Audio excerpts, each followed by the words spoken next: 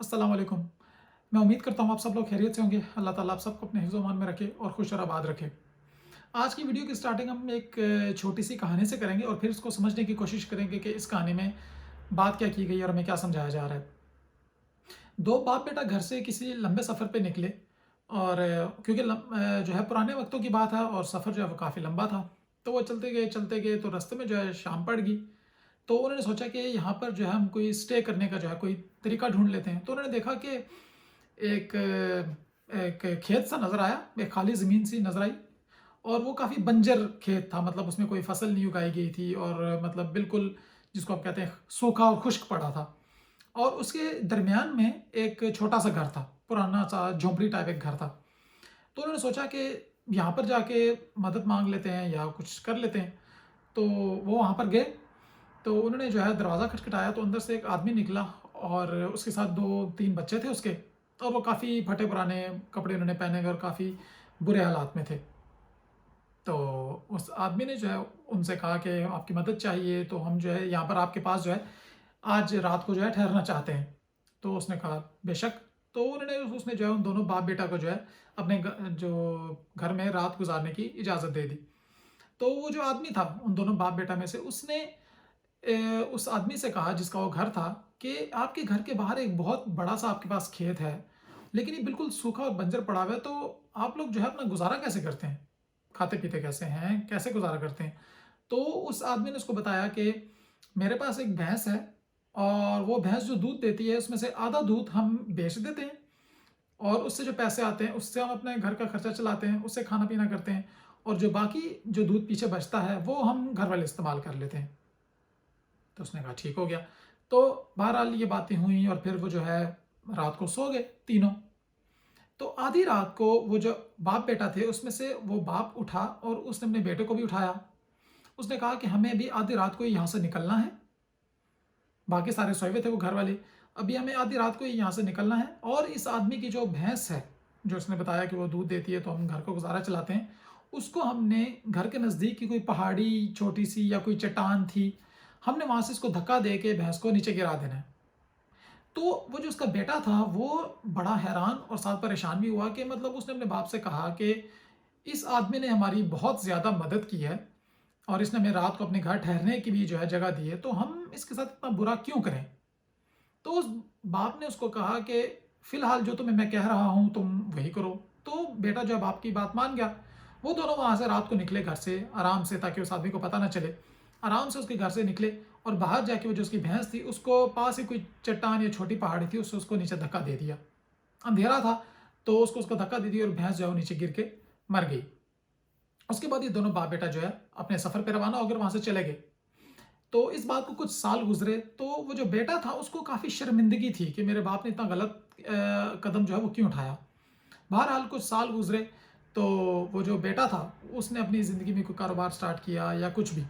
तो उसने प्लान बनाया, उसके ज़हन में अभी तक ये बात थी, जो काम उसके वालिद साहब ने किया था। तो उसने एक इरादा किया कि मैं उस आदमी को ढूँढने की कोशिश करूँगा कि जिसकी भैंस हमने गिराई थी।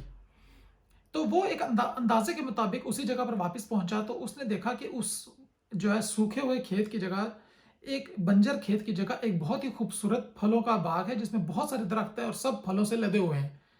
तो और उस बाग के बीच में एक बहुत प्यारा और खूबसूरत जो है महल-नुमा घर है।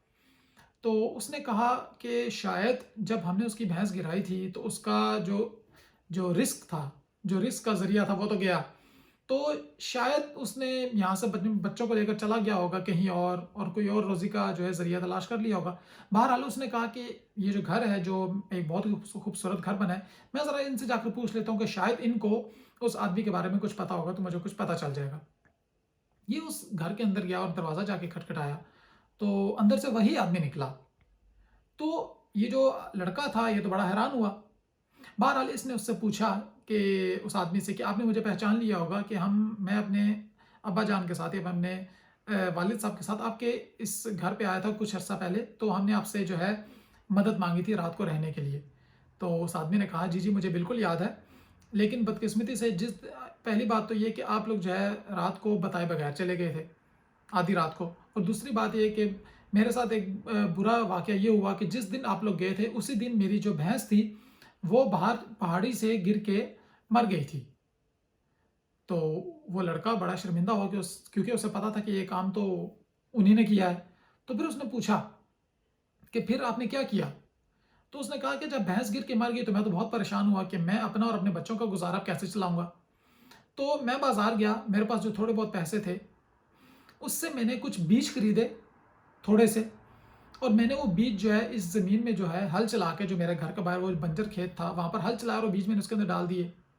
और अल्लाह का शुक्र हुआ कि उस साल जो है फसल अच्छी हुई, जितने उसने बीज बोए थे कोई फसल हुई। तो उसने वो जो है वो बाज़ार जाके वो फसल जो थी वो बेच दी। वो फसल बेची और साथ अपने बच्चों के लिए कुछ खाने के लिए भी लाता रहा, और मतलब थोड़े-थोड़े पैसों से बच्चों के लिए कुछ खाने के लिए भी लाता रहा, और बाकी पैसों से जो है बीज की मिकदार बढ़ाता रहा और फसल आहिस्ता-आहिस्ता बढ़ती गई। तो एक वक़्त ऐसा आया कि उसने अपने पूरे जो उसका बड़ा-सा खेत था उसके अंदर अच्छी खासी फसल उगा ली, और वो फसल जो है बेचना शुरू हो गया। उसके पास पैसे भी अच्छे आना शुरू हो गए। तो उसको किसी ने मशवरा दिया कि तुम्हारी जो ज़मीन है ये बहुत ही अच्छी है, तो तुम इसके बीच में फलों के दरख्त लगाओ और ये एक बाग बन जाएगा। तो उसने वैसा ही किया। उसने वहाँ पर बीज लगाए और बस ऐसा हुआ कि उसने कुछ अरसा गुज़रा तो वो एक बहुत ही खूबसूरत, वो जो खेत था वो एक बहुत ही खूबसूरत बाग में तब्दील हो गया। और आज के दिन उसने उस लड़के को बताया कि आज के दिन मैं इस पूरे शहर का या इस पूरे गाँव का सब सबको जो है मैं ही फराहम करता हूँ, मैं ही लोगों को जो है सप्लाई करता हूँ फ्रूट्स। और जिस दिन आप लोग गए थे, जिस दिन से मेरी भैंस मरी है, उस दिन से मेरे दिन बदल गए हैं और मैं जो है एक खुशहाल ज़िंदगी गुज़ार रहा हूँ। ये स्टोरी यहाँ पर ख़त्म तो होती है, लेकिन इसमें एक बहुत ही इम्पोर्टेंट बात है जो कि एक समझने वाली है, वो ये है कि अगर उस दिन उस आदमी की ये भैंस ना मरती, तो वो आदमी कभी भी ये जान नहीं पाता कि उसके अंदर क्या काम करने का पोटेंशियल है, क्या काम वो कर सकता है और क्या नहीं। वो सारी ज़िंदगी उस भैंस का दूध पी के गुज़ारा करता रहता, एक गुर्बत भरी ज़िंदगी गुज़ारता रहता। उसका अपना असल पोटेंशियल ना पता चलता। लेकिन जब उसकी भैंस मरी, उसको अपनी कुछ सख्तियाँ झेलनी पड़ी, तो उसे पता चला कि मैं क्या काम कर सकता हूँ और क्या नहीं कर सकता हूँ। और अगर आप नोट करें, अपने इर्द-गिर्द देखें, तो हमारी ज़िंदगियों में भी ऐसा ही होता है। आपको अपने इर्द-गिर्द बहुत सारे ऐसे लोग मिलेंगे जो कि इंतहाई मुश्किल में ज़िंदगी गुज़ार रहे हैं, लेकिन वो उसमें भी मुतमईन हैं।